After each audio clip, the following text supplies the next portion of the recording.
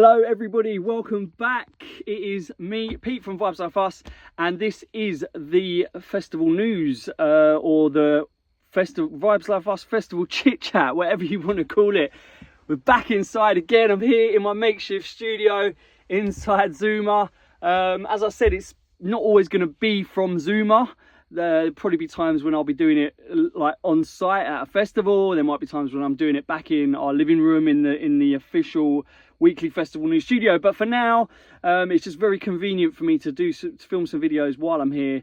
Got the van at work, so you know what better place to do it than in our festival vehicle, our home on wheels, Zuma. Today I am just going to speak to you about, so obviously I said I'm probably going to be chopping and changing between subjects, and it's not going to be one particular thing, it's not going to be lineups. It might be a festival we've just been to, it might be one we're going to, it might just be something completely random, but always festival related. So to start with, this video, I'm going to talk mainly about Into the Trees Festival, which is coming up at the end of this year in September, the 8th to the 9th of September to be precise.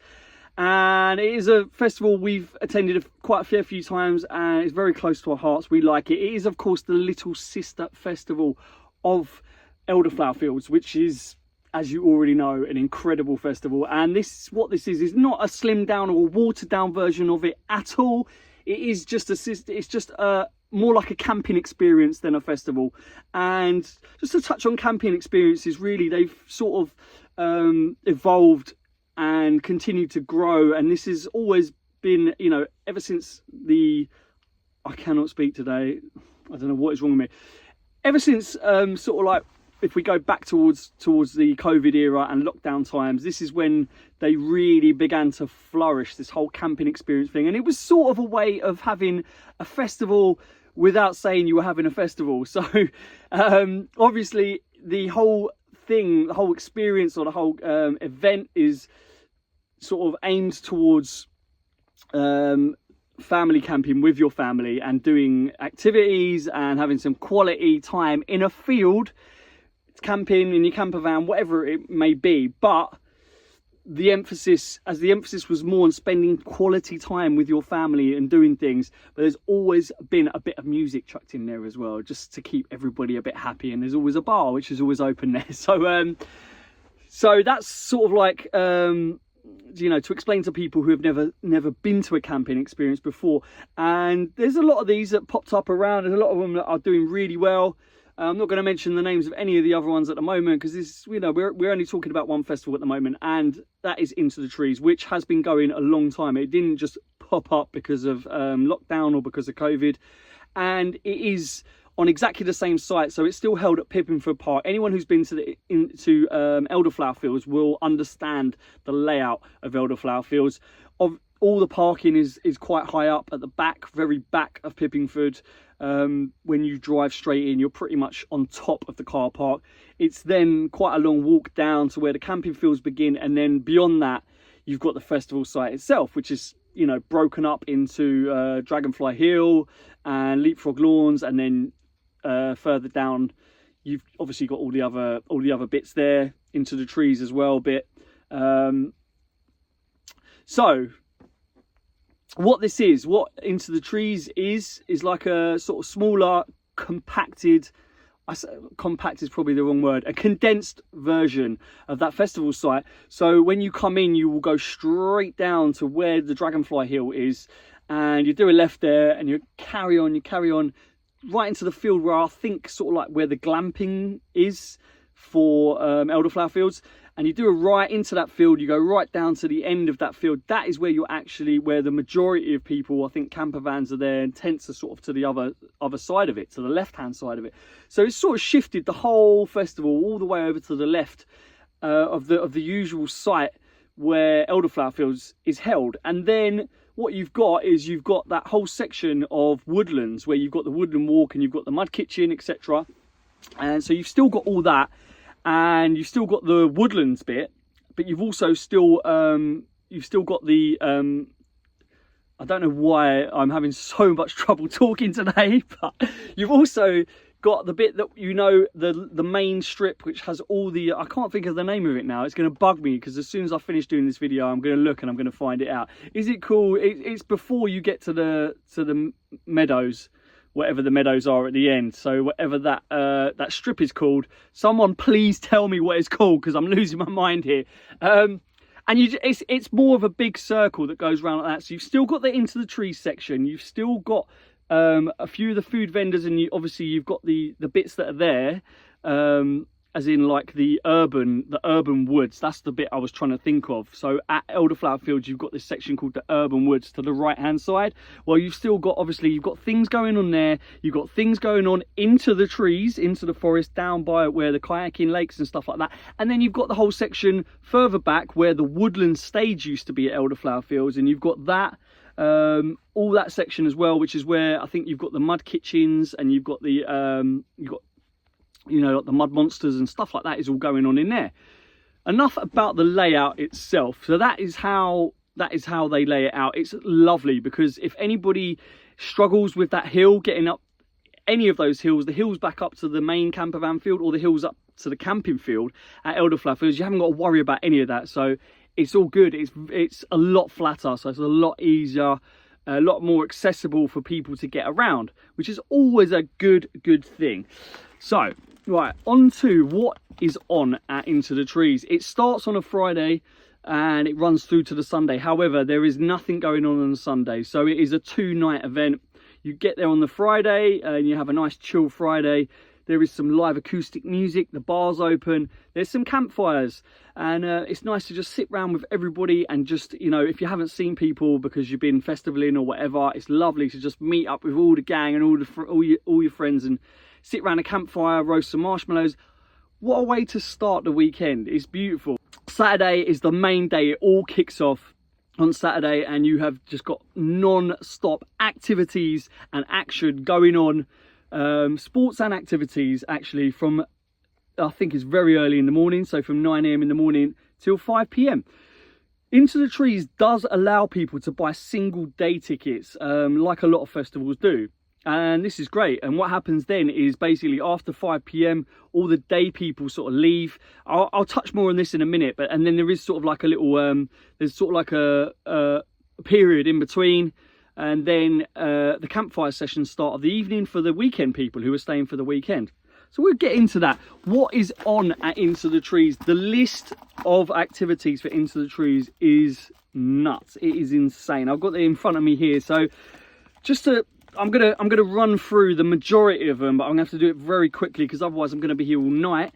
And you got tree climbing, you've got the woodland spa, you've got the campfire sessions, which I will touch on a little bit more later. You've got bicycle drawing machines, the jitterbug circus are going to be there. Our good friends, we absolutely love the jitterbug circus. The fox den, which again I'll explain more about later.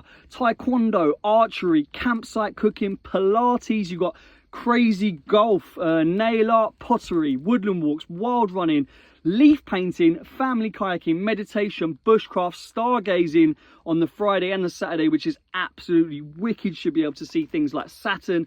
You've got the All-Stars cricket, which sounds like it's going to be really good fun.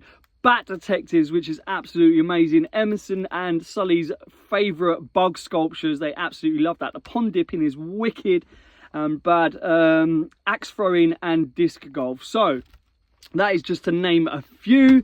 The list goes on and on and on. I could continue, but what I'm going to talk about in a little bit more detail is actually the campfire session. So as I said, what day people will have their tickets, and weekend people will already be there from the Friday, but day people will turn up on a Saturday morning, and everyone sort of mixes together and you all gets involved in the activities. The activities then run till 5 PM. What happens at 5 PM is the day guests are asked, politely asked, to obviously vacate the site, which I'm sure they will do anyway because they probably want to get home and they've got nowhere to stay and nowhere to cook dinner, etc.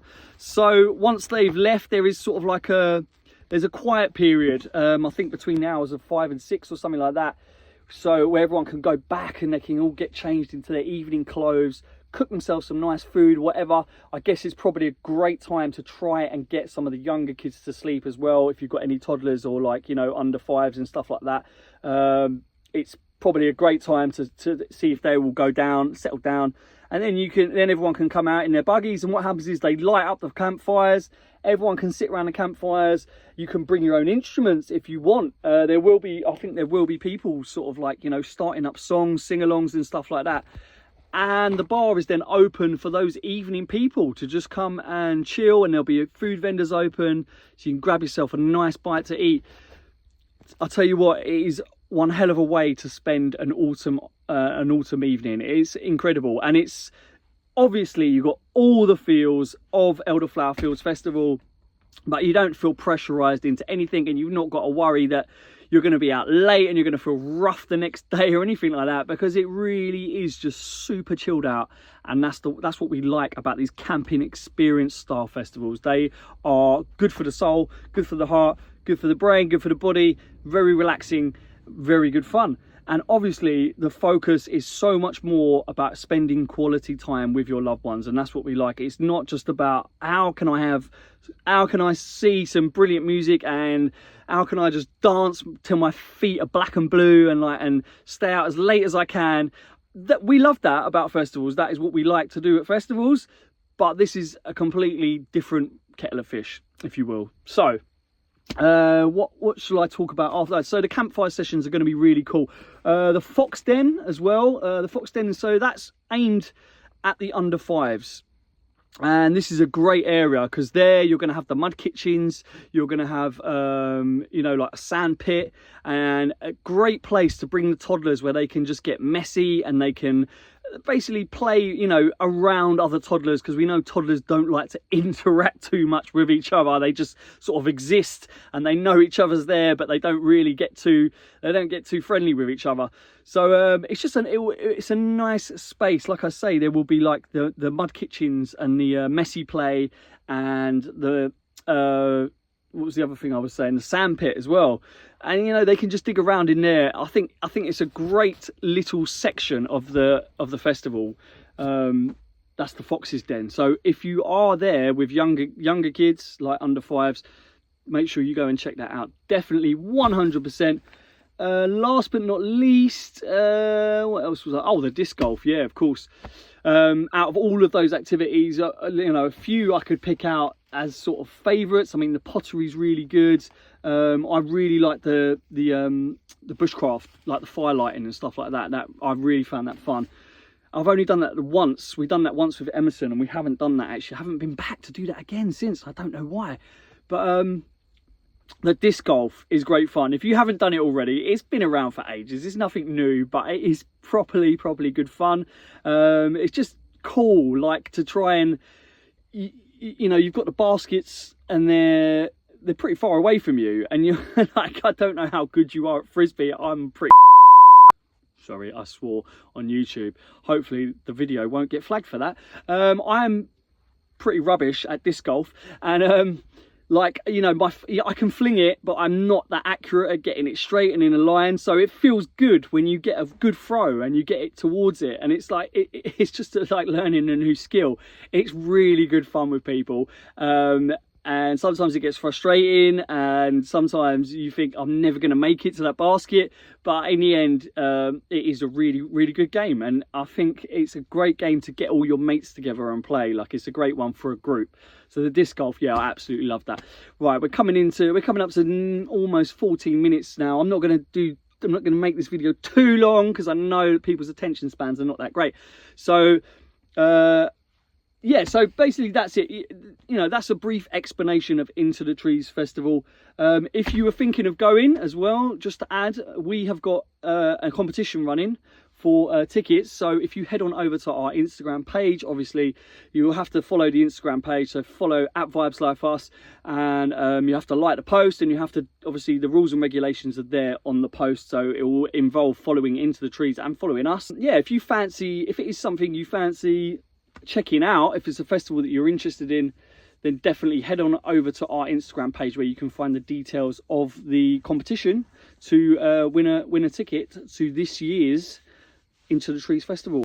Yeah, and other than that, what was I going to say? We've got some festivals coming up now. We've got like a long run. We've had our first couple of months of festival season. We've been quite lucky, really, because we've only had in total, I think, 2 festivals in a row before we've had a break. And last festival season was mental. It was crazier than that. It was like festivals, at least I think I'd done one like quadruple header where I had 4 in a row, and it wasn't that fun because it was unpacking, packing, unpacking, packing, unpacking, and literally a few days in between to try and get your life in order, which didn't leave a lot of time for life admin and paying bills and etc.